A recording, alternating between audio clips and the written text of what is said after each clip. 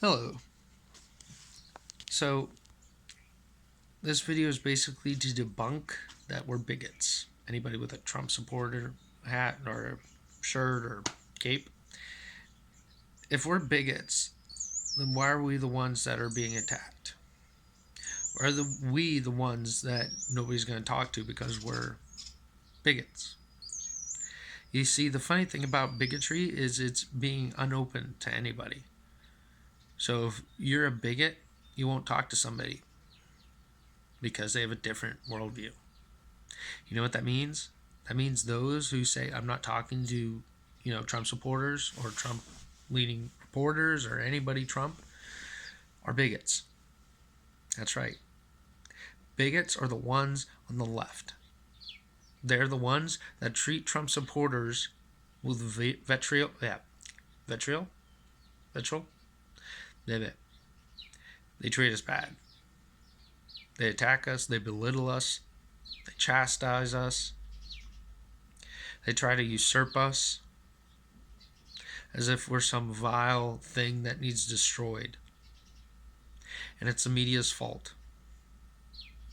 The media drives this hatred. And people point at Trump and say, well, he said this, he said that.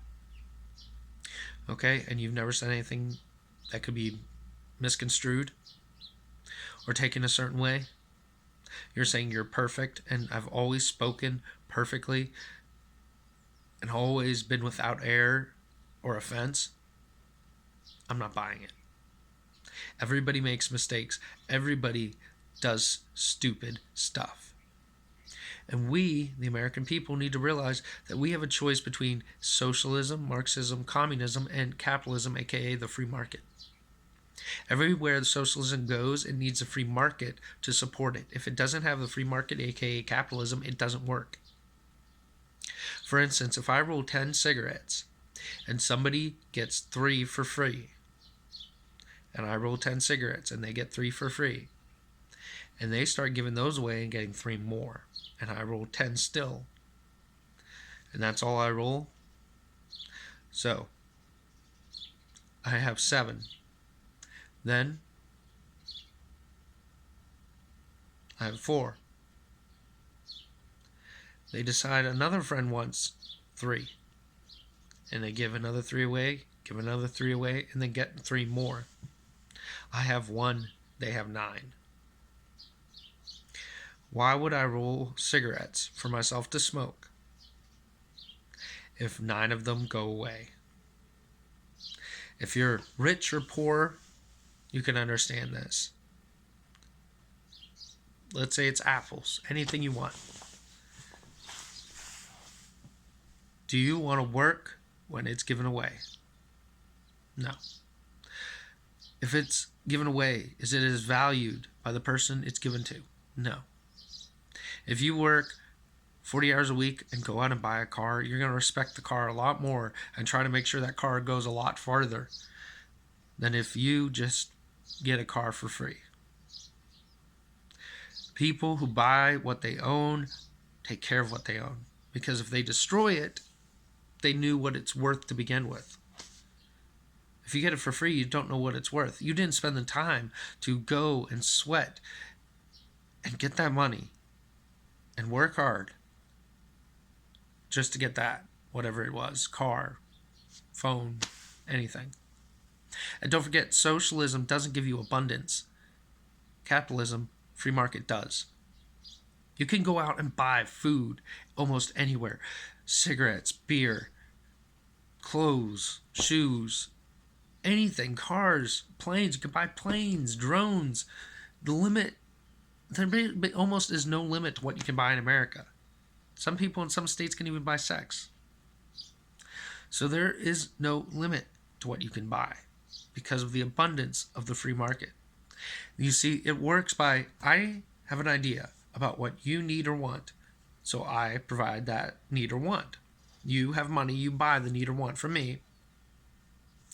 And then somebody comes along and can provide it for cheaper, so I, in order to compete with them, must lower my price to stay in competition.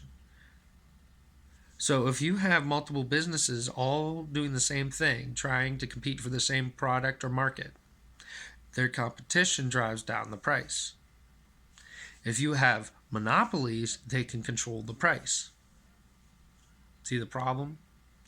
Capitalism and socialism are totally polar opposite. One is about the people having all the power. One is about the elite having the power. Which one's which? The elite are the socialists. You may vote them in, but they have the power. The capitalist free market system gives you, the viewer, all the power because you have money and you can vote with your dollar. Now, that should be a good enough plug for the free market. What about Christianity? DNA, the law of information. Let's mathematically, 1 times 10 to the 70th power is impossible and above. So 1 times 10 to the 350th power is the chances that everything came into existence from nothing exploding, and then that nothing exploding, creating everything, coalesced into all the celestial bodies, which are fictional anyway. We'll get into that some other time. And over time, we evolved from monkeys, and chickens are also the great-great-great-great-grandsons of Tyrannosaurus Rex. Yay. Cockle-doodle roar. I'm not buying it. Anybody who's smart shouldn't buy that. Because, hey, it's mathematically impossible. It's beyond impossible. It's several times beyond the possibility of impossibility. Okay? 2, information. The coding that makes up this phone doesn't even come close to what makes up one cell on your epidermal layer. Or the proteins and the atoms that make up everything. And a quick knockoff since covered evolution and Trump, let's get one more in. Did you know carbon is the basis for all life here?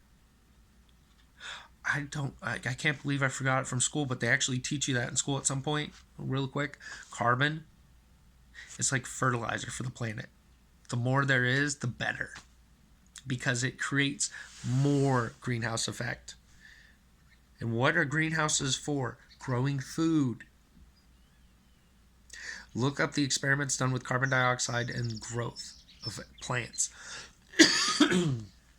It's amazing what we can do.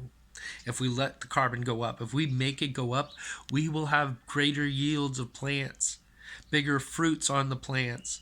We will be able to feed more people with more carbon. Guaranteed. 100% guaranteed. And those people who want you to fear carbon dioxide and carbon monoxide and carbon, they know this. The whole nation can be fed. Carbon needs to go up because it increases crop yields. It's your choice. Freedom and liberty, justice, equality, the Constitution, God, or do you want to go the opposite way and become the next Venezuela, which is, by the way, the only socialist country in the world. Not socialist policy country, a socialist country, the only one, and it's horrible there. So don't do that here. Please share, like, and subscribe, and answer the question. I know we covered it, but what is a right and where does it come from according to the Constitution and Declaration of Independence? Constitution of the United States and Declaration of Independence. Look it up.